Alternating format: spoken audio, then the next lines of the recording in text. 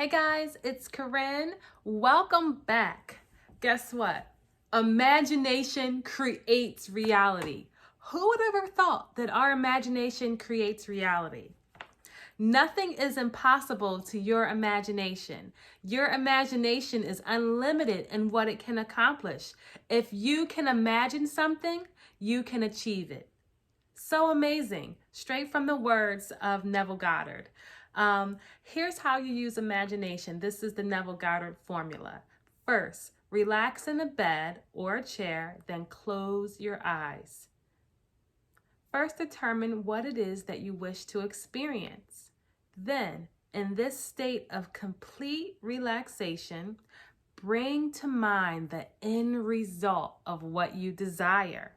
In other words, if you were seeking a promotion at work, the end result might be that people would congratulate you on your promotion. You might move to a larger office. You would enjoy an increase in pay. Take any one of these events with your eyes closed. Actually hear your friends congratulate you on your promotion. Feel their hand in yours as they tell you how happy they are for you. By actually feeling that you are being congratulated, your imagination will go to work and bring about the state in your outer world. You need not be concerned about how this will be accomplished. Your imagination will use whatever natural means are necessary to bring it about. I am at the beginning and the end. My ways are past finding out. What you do in imagination is an instantaneous creative act. However, in the three-dimensional world, events appear in time sequence. Therefore, it may take a short interval of time to realize in the outer world what you have just experienced in imagination. After you've performed this act in your imagination, open your eyes and go about your normal, natural affairs, confident that what you have done must come to fruition in the world. You have planted a seed, and you will soon see the harvest of the seed which you have sowed. So that is from Imagination Creates Reality. Neville Goddard gives us his formula for creating. And I would just add here to realize that one, your imagination is your true self. We always use imagination when we create. In fact, we're creating all the time, always using our imagination.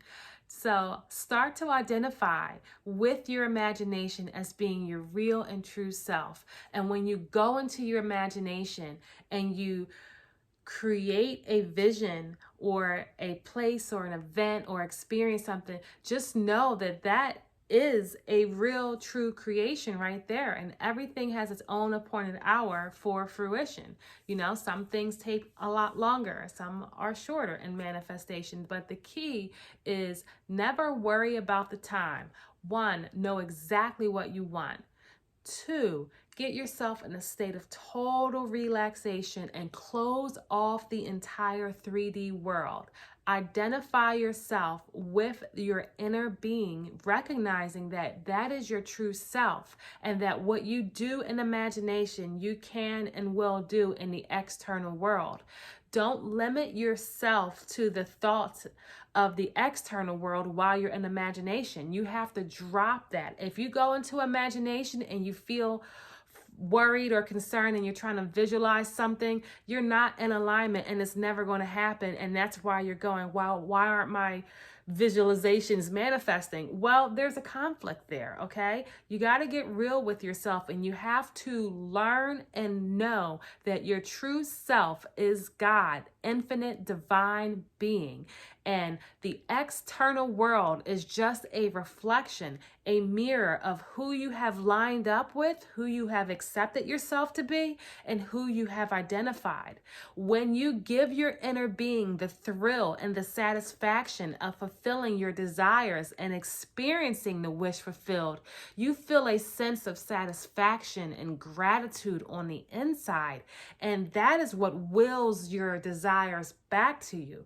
And you don't go into your imaginal acts and creations with a sense of desperation and need to visualize to make something happen, that is also why you will fail in your failing to manifest it. You go into your mind's eye and your creative act with a sense of reverence and gratitude, and knowing that what you do on your internal world will eventually be reflected. But the purpose for going is to satisfy your need. You give your heart what it desires and allow it to experience that wish fulfilled on the inside. That itself is enough. When you feel that true satisfaction, you drop the attachment because you no longer need it, because you have experienced it. You are it, you have it. And that is also a missing key in manifesting. People, myself included, in the past had tend to want to go visualize for the sake of making something happen. But when you come from the true self in the position that you are already God, you are already a queen, a goddess, a divine spiritual being. And if you have a thought that brings you to feel a desire, then you can instantly satisfy it and fulfill it in your mind and get the gratification. And you're not needy and desperate. And that is what brings it to you, is giving yourself that sense of fulfillment and the satisfaction.